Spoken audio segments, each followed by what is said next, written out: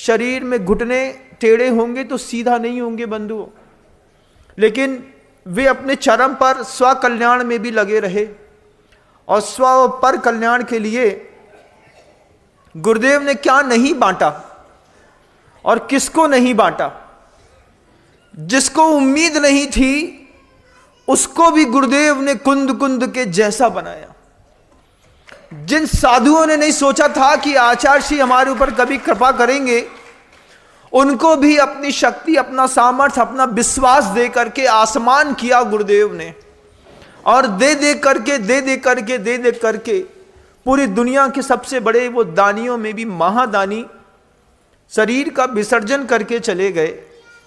लेकिन शरीर के विसर्जन से पहले उनके मन का विसर्जन देखना।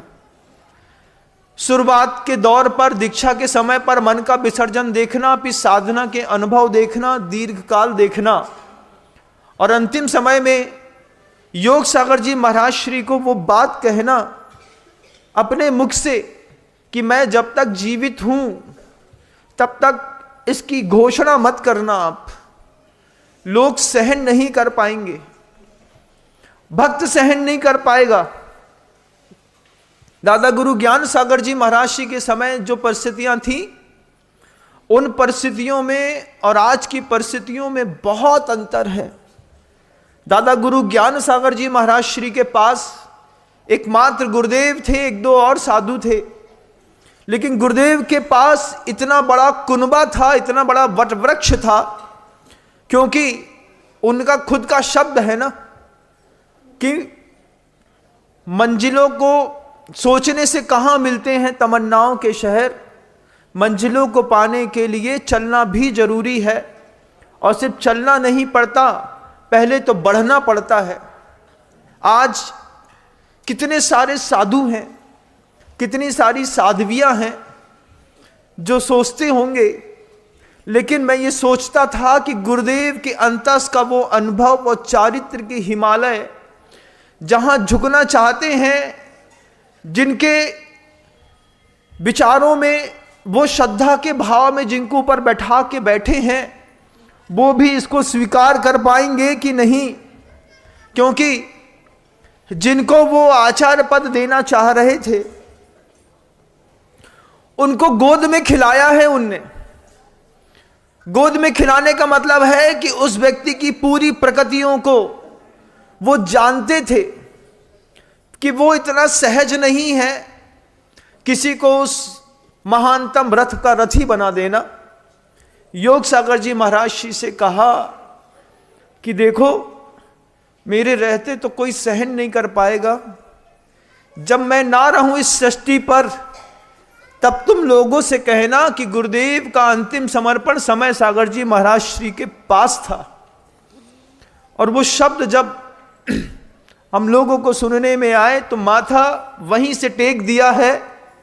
जैसे शासन के अधिपति ने हमको दीक्षा दी, ऐसे नवीन शासन के अधिपति हमको समाधि तक पहुंचाने के लिए अपना कृपा पात्र बना के रखें। पूरा संघ एक है। कोई ये अगर सोचे कि संघ में बिखराव हो जाएगा तो वो उसकी मिथ्या भ्रांति है। पिता के मर जाने के बाद पूरा परिवार एक हो जाता है बंधुओं, पूरा परिवार। भगवान महावीर के जाने के बाद जितना दर्द गौतम गणधर को था, गुरुदेव के जाने के बाद उतना दर्द हर इंसान को है। हर इंसान के मन के अंदर इस बात की तकलीफ है कि गुरुदेव चले गए।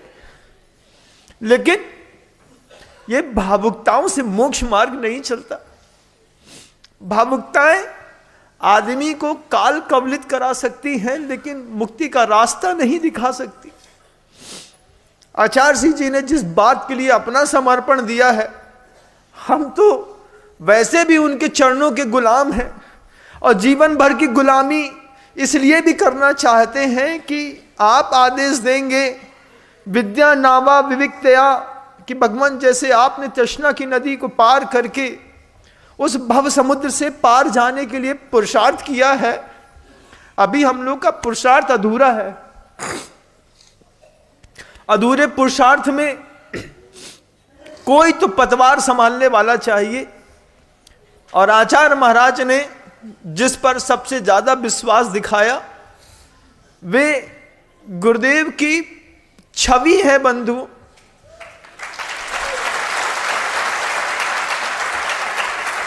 वो गुरुदेव की ऐसी छवि है कि जिस दिन वो सिंहासन पे बैठेंगे आपको एहसास भी नहीं होगा कि गुरुदेव हमारे बीच में नहीं है।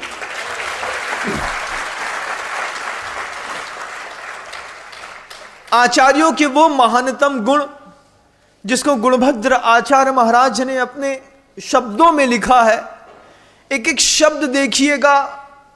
आचार्य परमेष्ठी समय सागर जी महाराज जी के पास प्राज्ञ प्राप्त समस्त शास्त्र हृदय प्रव्यक्त लोकस्थिति प्रास्ताशः प्रतिभा परः प्रशमवान प्रागेव दष्टोत्तरः प्रायः प्रश्न सह प्रभु पर मनोहारी परा निंदया ब्रूयाद धर्म कथाम गणी गुण निधि प्रस्पृष्ट मिष्टाक्षर। आचार्य गुणभद्र भगवंत ने वर्षों पहले कह दिया था जो भी सिंहासन पर बैठेगा, जो भी दिगंबरत्व की ध्वजा और शासन को संभालेगा, उसके ये गुण निश्चित होंगे। प्राज्ञ, अतिशय विद्वान, आप उनकी दृष्टि कभी उठी हुई नहीं देखेंगे। और दुनिया का ऐसा कोई ग्रंथ नहीं है जिसका मर्म उनके हृदय पर विराजमान न हो। पूरी धबला, जय धबला, कषाय पाहुड़, गोमटसार, कर्म कांड से लेकर के अध्यात्म से लेकर के प्रथमान योग के आपने एक एक विषय उनके मुख से 2014 के बाद से निरंतर सुने हैं। जब वो संघ में थे तब गुरुदेव के पास बिल्कुल मौन बैठते थे। लोग कहते थे कि इनसे बोलना नहीं आता, लेकिन उस वक्त भी दिखता था कि समर्पण की सर्वोत्कृष्ट परिभाषा है कि सब जानने के बाद मौन हो जाना।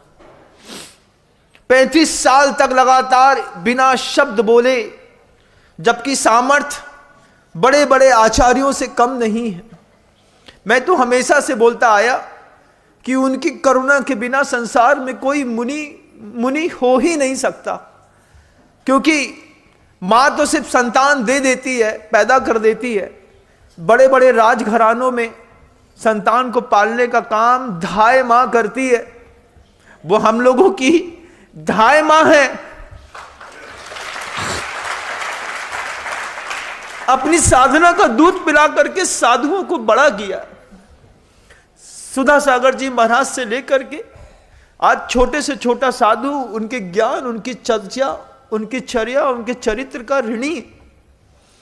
आज वे समय सागर जी महाराज श्री गुरुदेव का जिन्होंने एक हृदय जीता, विश्वास जीता, मौन पूर्वक ये विश्वास दिलाया कि अगर जवाबदारी मिलेगी तो आप जैसा चाहते हैं बिल्कुल वैसा ही होगा।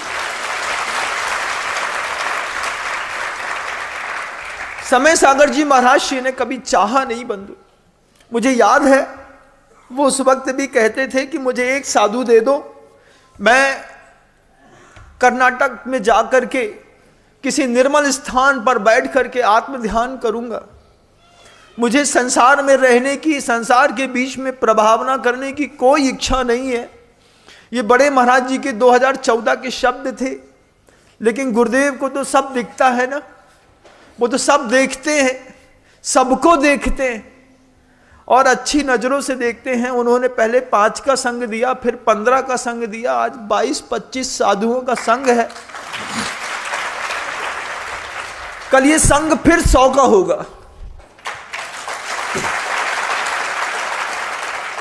बहुत दिन हो गए आचार्य परमेष्ठी के साथ 50, 55, 60 साधुओं का परिकर आपने नहीं देखा, लेकिन अब फिर देखने मिलेगा। जिन शासन की ध्वजा ऐसे जमीन में छोड़ करके कहां जाता है कोई, और ये बड़े बड़े अनुभव वृद्ध आचार्य 58-57 सालों का, जिनका एक चारित्र के अनुभव के साथ साधना का जीवन है, उनकी क्या शैली है। हमारी कल्पनाओं में और गुरुदेव की व्यवस्थाओं में जमीन आसमान का अंतर है। हम अपनी कल्पना से गुरुदेव को आंकते हैं, हम अपने पढ़े लिखे हुए थोड़े बहुत ज्ञान है, थोड़ी बड़ी किताबों की कल्पनाओं के पैमानों पर गुरुदेव को धरते हैं और ये विचार करते हैं कि इसी पैमाने पर गुरुदेव को बैठना चाहिए था।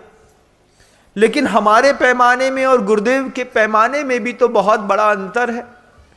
गुरुदेव जिस पैमाने पर खड़े हैं वे अतुलनीय हैं, वे तुलना नहीं कर सकते किसी की, वे स्वयं तुला है। वो जिसको तौलते हैं, जब उसकी तुलना संसार में किसी से नहीं है तो उस तुला की तुलना किससे हो सकती है। लेकिन हमारे पैमाने थे। हमने दादा गुरु ज्ञान सागर जी महाराज श्री का वह त्याग महोत्सव देखा है, सुना है, तो हमें लगता है कि ऐसा ही करेंगे।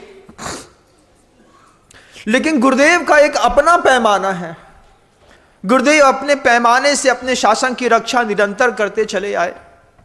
बड़े बड़े साधुओं ने कितनी बार इस बात को कहा, कितनी बार मैंने इस बात को अनुभव किया कि आचार्य वट्टकेर स्वामी का शिष्य होते तो बहुत सुविधाएं मिलती, लेकिन गुरुदेव विद्यासागर जी महाराज जी का शिष्य बनने पर चलना, बढ़ना, गलना और मिटना पड़ता है।